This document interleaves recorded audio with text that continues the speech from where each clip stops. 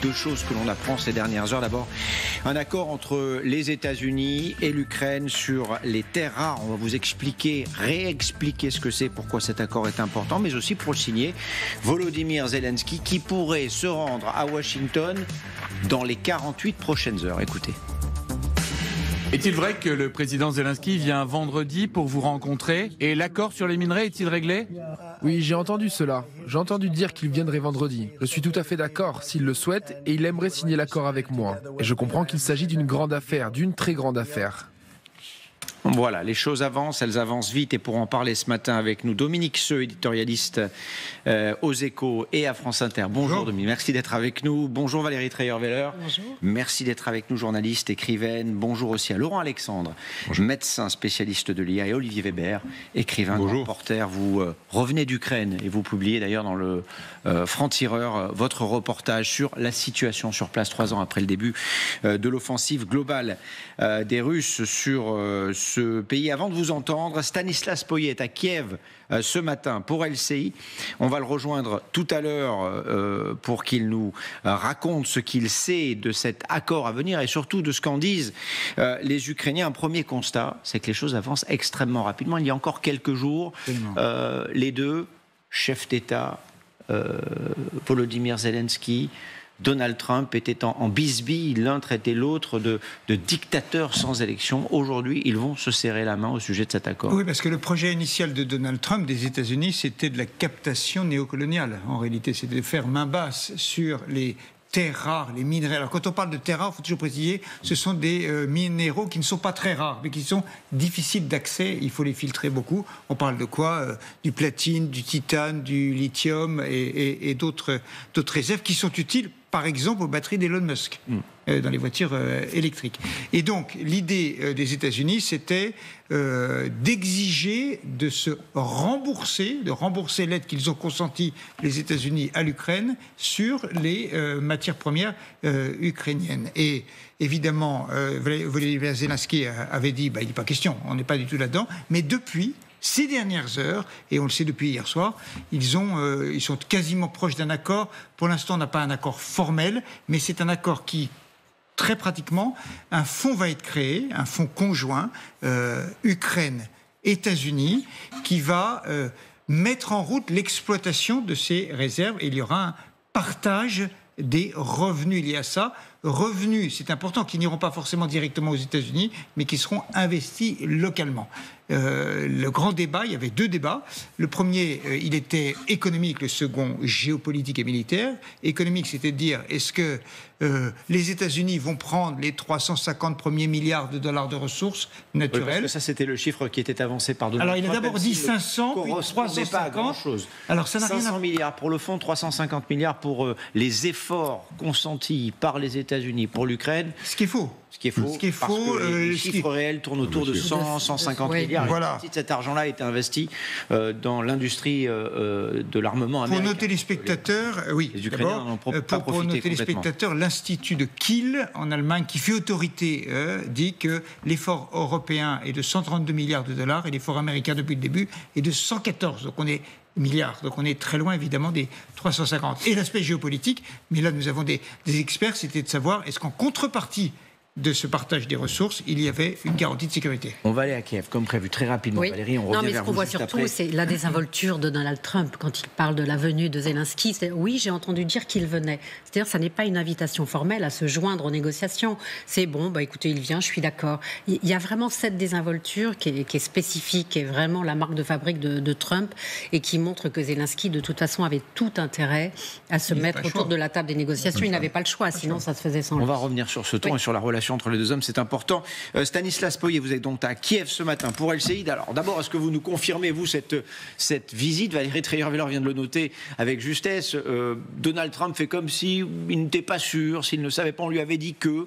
Est-ce que Volodymyr Zelensky va se rendre à Washington dans les 48 prochaines heures? Ça, c'est la première question. Et sur cet accord à venir dont on a beaucoup parlé, y compris en Ukraine, qu'est-ce qu'on en dit sur place? Qu'est-ce que disent les médias et les Ukrainiens?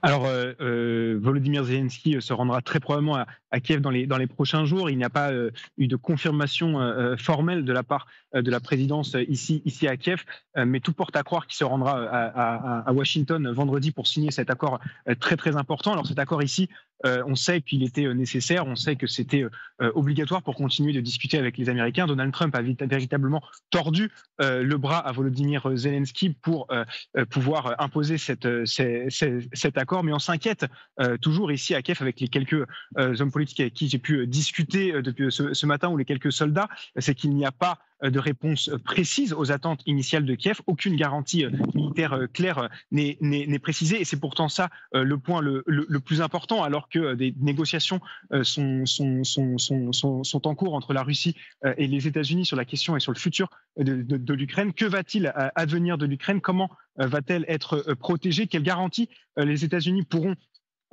proposer à ce pays qui est en guerre depuis maintenant 3 ans? On le saura dans les jours à venir. On l'espère. Merci Stanislas pour ces toutes dernières précisions. Évidemment, s'il y a des confirmations officielles venant de Kiev, n'hésitez pas à nous rappeler. De ce que l'on sait de cet accord, ce qui traîne, si j'ose dire, dans la presse, les clauses défavorables à Kiev ont été retirées, notamment cette question des 500 milliards de dollars réclamés par Donald Trump, les richesses minières et les revenus qui en seraient issus seraient mises dans un fonds conjoint, vous l'avez évoqué, américano-ukrainien. À 50-50, voilà. Il y aurait dans cet accord une référence à la sécurité, même si les choses là encore ne sont pas précisées. C'est important parce que c'est tout le but évidemment de la manœuvre, en tout cas pour les Ukrainiens.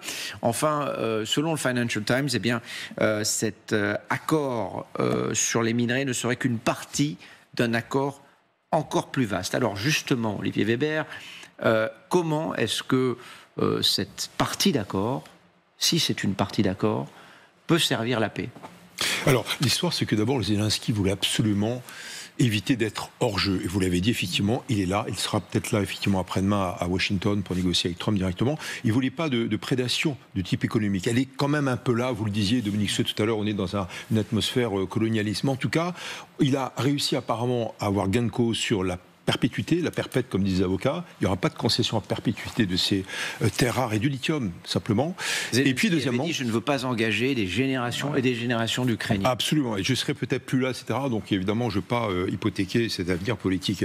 Et deuxièmement, c'est cautionné par des garanties de sécurité. Alors là, où c'est intéressant dans ce fonds commun, ce fonds qui va réceptionner, on va dire, les revenus du lithium, du cobalt, du manganèse, hein, c'est quand même pas rien. D'ailleurs, les Russes sont en train d'attaquer aussi des zones vers Prokhovsk où il y a justement des mines de lithium. En fait, il y aura donc une présence économique et ou militaire de la part des Américains pour garantir ce fonds, pour aussi peut-être valider évidemment l'extraction de ces terres rares. Il faut dire qu'il y a une course aussi entre Trump et Poutine, et Trump et surtout la Chine. Vous parlez de cette présence économique et ou militaire américaine, ça c'est moi je l'ai vu mentionné partout. Non, mais s'il y a nulle part, je veux dire, bien sûr, mais s'il y a un fonds commun, on va dire, entre États-Unis et donc l'Ukraine, garantie par Trump, c'est-à-dire quand même qu'il y aura une présence économique sur le terrain, et peut-être évidemment des conseillers, voire des conseillers militaires. C'est ce qu'espère Zelensky. Zelensky ne veut pas tout lâcher, donc il a eu gain de cause sur 2-3 points, mais surtout il veut assortir ce futur accord de vendredi ou d'un peu plus tard de la présence de garanties de sécurité durable. On se rapproche un peu de ces négociations sur la paix.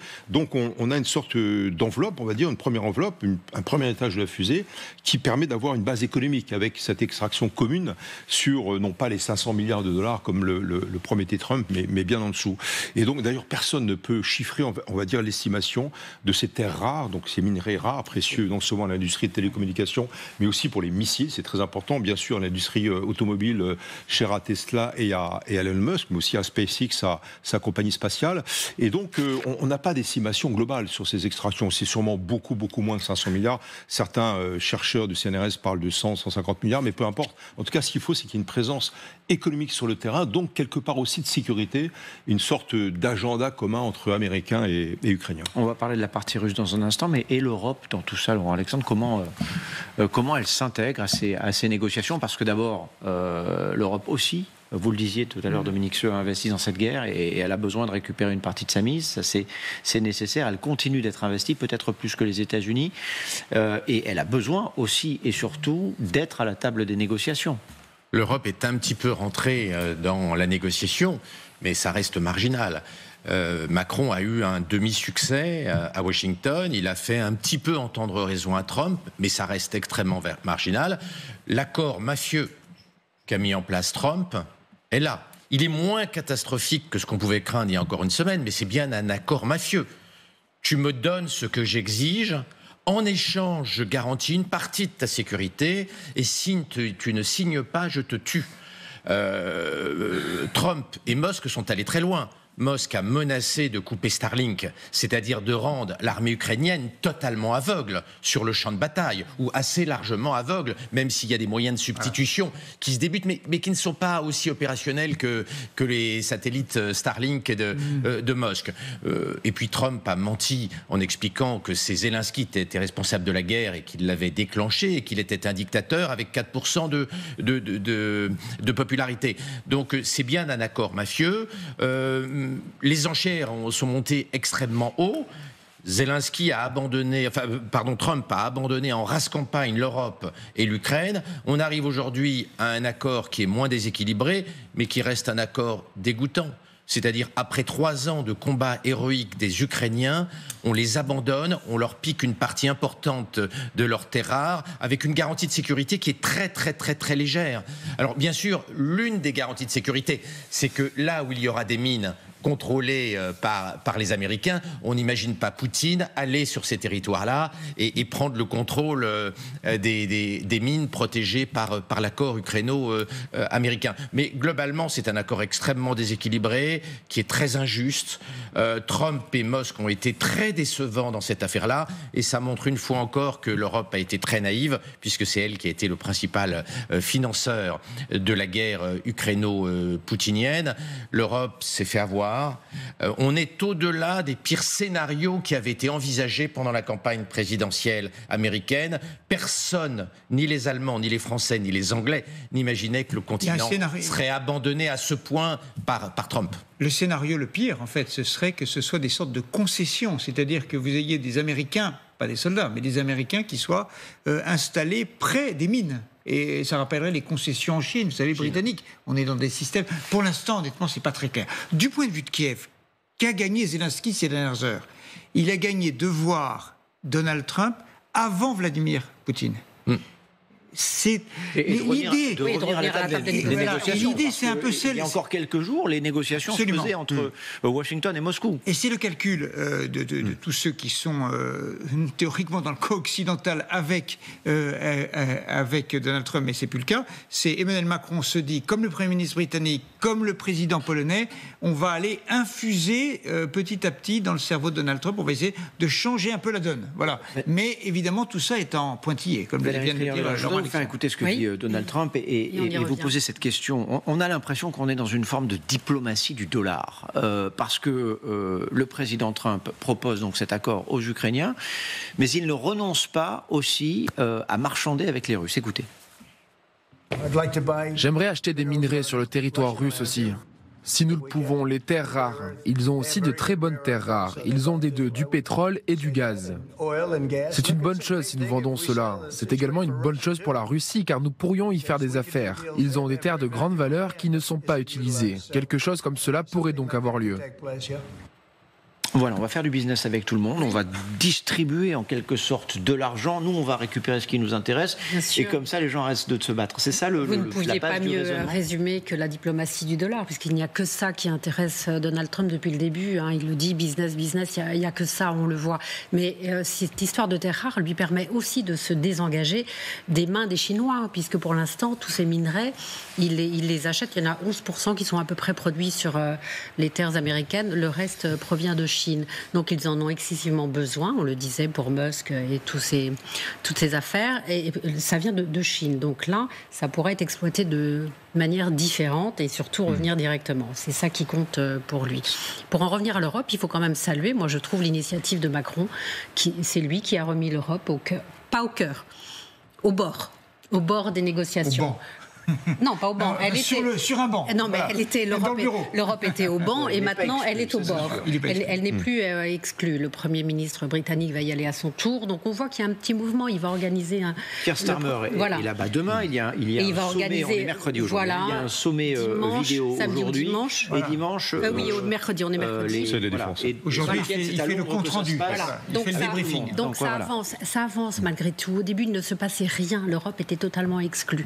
Là, elle est elle est au bord, pour reprendre. Mais ça reste quelque chose qui rappelle le partage entre Hitler et Staline de la Pologne en 1939. C'est un partage néocolonialiste par la force, sans demander l'avis des populations locales. Ça rappelle de très très très très mauvais souvenirs qu'un pays occidental comme les États-Unis se livre à un dépeçage de l'Ukraine et un partage en 2 morceaux est indigne en 2025. Mais en fait, ce qui se passe, c'est que c'est un laboratoire, l'Ukraine, de ce qui se passe dans le monde entre Trump, d'une part, et pas tellement Poutine, Xi Jinping, la Chine. Valérie l'a dit, il y a une vraie course sur les minerais rares. C'est peut-être d'ailleurs la seule logique de long terme de Trump, d'ailleurs sous couvert aussi des ambitions économiques de la part d'Elon Musk. C'est grosso modo l'accès aux terres rares, mais aussi tout ce que fait Xi Jinping, le président chinois, depuis 2013. C'est quoi? C'est la route de la soie. 114 pays, 1100 milliards de dollars. Et là, on colonise, on est dans la prédation économique, mais de type extra-colonialiste en Afrique, avec des guerres qui sont produites par les Chinois. Regardez ce qui s'est passé dans le Kivu, au nord-est de la République démocratique du Congo. Regardez ce qui se passe au Soudan. Regardez ce qui se passe aussi en Mauritanie. L'accès aux minerais, l'accès aux ressources africaines maîtrisées par les Chinois. Trump veut prendre un petit peu la main là-dessus. C'est une vision moyen terme ou long terme. C'est très dangereux. L'Ukraine est au milieu et l'Ukraine va servir un petit peu de laboratoire de ce partage à nouveau du gâteau colonial mondial.